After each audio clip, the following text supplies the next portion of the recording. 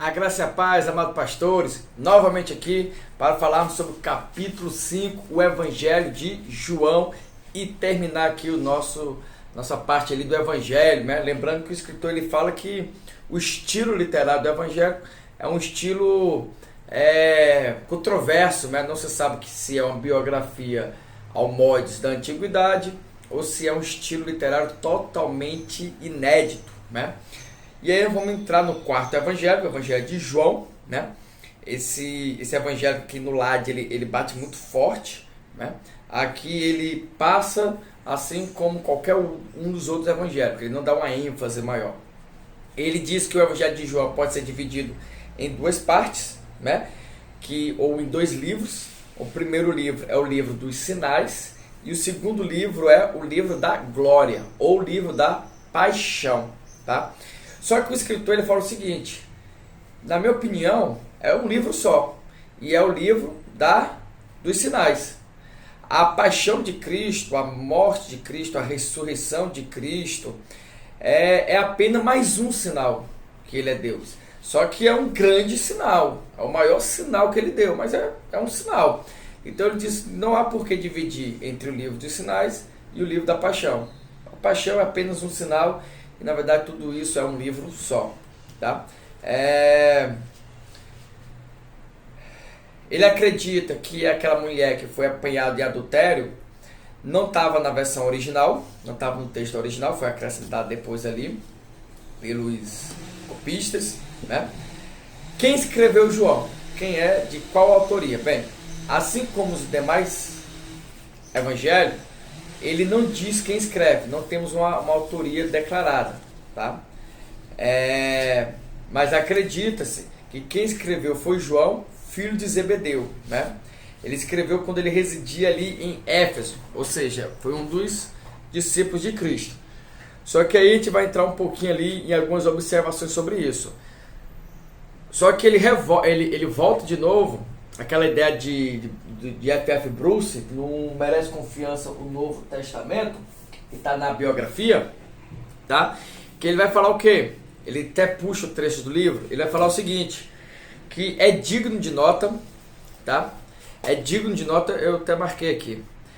É digno de nota que os 4 evangelhos canônicos podiam se dar ao luxo de serem publicados anonimamente, ou seja, os 4 evangélicos, os evangelhos canônicos, eles se davam ao luxo de ser escritos de maneira anônima, tá? Os evangélicos apócrifos, que começaram a aparecer a partir dos meados do século II, que eram declaravam já no início ali, de maneira falsa, né, falsamente, terem sido escritos por apóstolos ou outras pessoas ligadas diretamente ao Senhor Jesus Cristo, né? Então, os evangelhos apócrifos, ele já no início dizia: eu Tomé, eu Judas, ou então eu filho de fulano, né? Eu irmão de Jesus, eu Maria Madalena. Então ele se identifica logo, os apócrifos. Já os evangelhos canônicos não, o que eles têm em comum é que eles são anônimos, tá? Sobre as evidências internas e externas, sobre a evidência externa da autoria do Evangelho de João, nós temos ali Teófilo de Antioquia em 181 depois de Cristo. Ele falou que era João, filho de Zebedeu. Marcião, ele não aceitava o Evangelho de João e ele não aceitava a autoria de João, tá? Na verdade, Marcião ele só aceitava as 10 cartas de Paulo e fração ou fragmentos ou parte do Evangelho de Lucas, né? Aquela parte inicial ali do Evangelho de Lucas ele não aceitava. Aí nós temos, então, Marcião, que não aceitava a autoria de João. Nós temos o alogoi, né, que quer dizer ignorantes. O alogoi, eles não aceitavam a autoria de João e também não aceitavam nem o Evangelho de João, porque ele não aceitava o Logos, né? Ele não aceitava o Logos de Deus. Então ele rejeitava tanto o Evangelho de João quanto a autoria joanina. Aí nós temos o montanismo. O montanismo, eles concordavam com os alogoi, entendeu? O montanismo, para quem não está lembrado, ela era uma seita, né? judaica ali, que vem de montano, né? Aí a pessoa pensa que era porque eles ficavam isolados das montanhas, mas não, é porque vem do seu líder montano, que se autodeclarava como como é que eu posso dizer? Como um mediador, né? Como um mediador não, como um mensageiro, né? Como um líder que tinha contato com o Paracletos, né? Com o Espírito Santo. Ele dava muita ênfase ao Espírito Santo, à profecia, à oração, tá?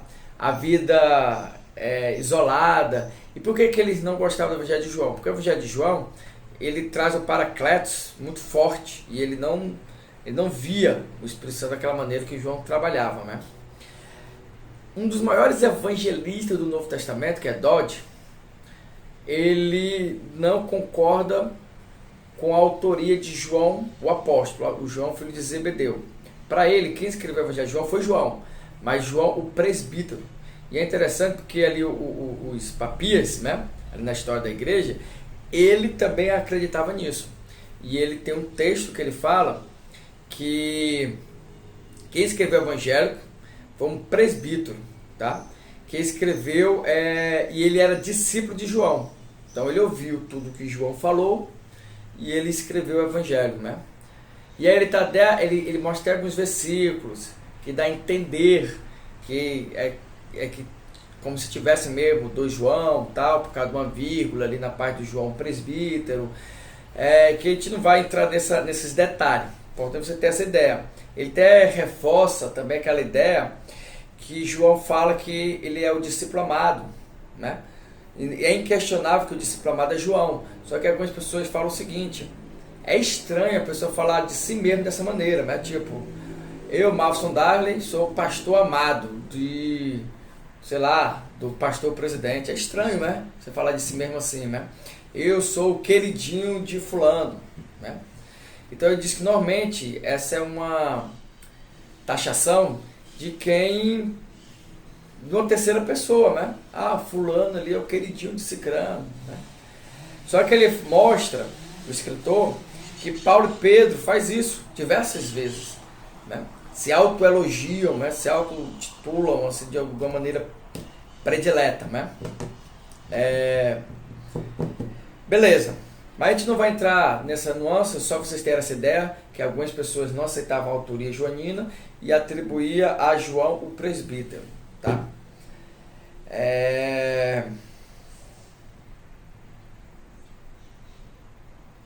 O local a gente pode ser dividido em duas hipóteses. A primeira é a procedência geográfica e a segunda é a procedência conceitual, tá? Na procedência geográfica nós temos 4 teorias possíveis. Que ele foi escrito em Alexandria, em Antioquia, na Palestina ou em Éfeso, que a maioria concorda, né? É a teoria tradicional. Se a gente for analisar a procedência conceitual, ou seja, a maneira como João escrevia, né? A forma como ele escrevia, a gente pode dizer que ele teve ali uma origem lá em Filo, ou então lá pelos escritos hermenêuticos, ou gnósticos, ou mandeístas, né? Teve influência do mandeísmo, tá? Qual é a relação do Evangelho de João com os demais evangelhos, com os evangelhos sinóticos? João relata bem mais o ministério de Jesus ao sul, tá? Ou seja, ali na região da Judéia, na região de Samaria, enquanto os evangelhos sinóticos, ele vai dar foco de luz ali no ministério de Jesus na Galileia, né? João quase não fala ali das passagens de Jesus pela Galileia, fala muito pouco, né?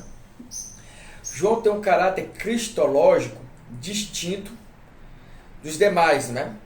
Porque o Evangelho de João, ele mostra explicitamente Jesus como Deus. Já no início ele já começa, né? Eis que o verbo se fez carne, né? E habitou entre nós, blá blá blá. Nenhum evangelho, fora o de João, ou seja, os evangelhos sinóticos, não mostra a subordinação de Jesus a Deus. E dessa subordinação, dessa passagem que a gente só encontra em João, é que Orígenes tirou o subordinacionismo, né? Grande Orígenes, né? Orígenes, um dos pais da igreja, dizem que quando ele estava certo mesmo. Mas quando ele estava errado, meu Deus do céu, errava feio. A origem vamos deixar para um outro momento, né? A data provável é entre 80 e 85, tá? O propósito, bem, o propósito da qual João ele escreve é que ele tá querendo catequizar novos convertidos, né? João ele quer evangelizar os judeus e evangelizar os helenistas, por isso que ele usa muito logos, né? A sabedoria, né? E ele fornece dados à evangelização para judeus, né? Ele quer evangelizar os judeus e os helenistas. Beleza.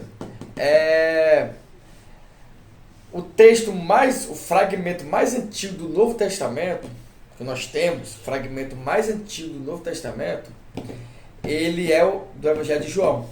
Então, de todo o Novo Testamento, o fragmento mais antigo que nós temos é de João. E é datado em 13 depois de Cristo. Cuidado, ele não é o texto mais antigo. Ele é o fragmento original mais antigo que nós temos, né? Original sim, né?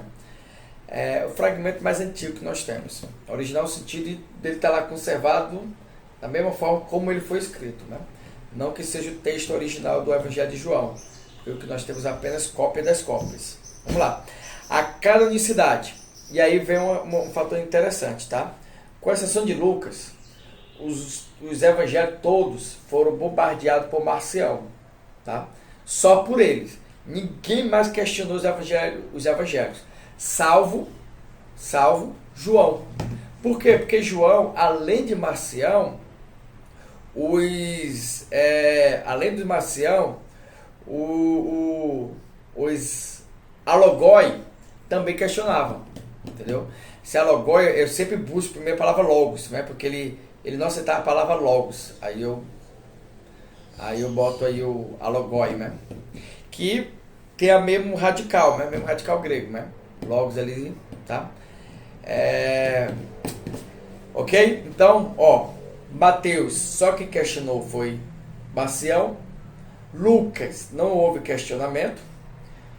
Marcos, só quem questionou foi Marcião. E João, Marcião e alogoi. Todos os 4 evangélicos foram aceitos como canônicos em pé de igualdade, tá? Com as escrituras do Antigo Testamento. Ou seja, os 4 evangelhos não havia um superior ao outro, eles eram iguais, e ele foi aceito dentro do cânon do Antigo Testamento de pé de igualdade. Ele não é melhor do que o Antigo Testamento, no Antigo Testamento é melhor do que os evangélicos de Cristo, tá? Eles estão de pé de igualdade entre si e entre as escrituras, tá? João em estudos recentes é uma parte bem grande, mas eu particularmente não achei que havia nada ali a acrescentar, só controvérsias que ele debate, não trouxe nada para vocês aqui. E aí ele termina o capítulo com a contribuição de João. Aí o que é que eu anotei? Eu anotei que João proporciona uma visão mais profunda do que os evangélicos sinóticos, mas em temas relativamente restritos. Ou seja, João ele escolhe alguns temas, mas só que ele se aprofunda nesse tema. Ele é mais profundo, né? Mas ele é mais raso. Deu para entender?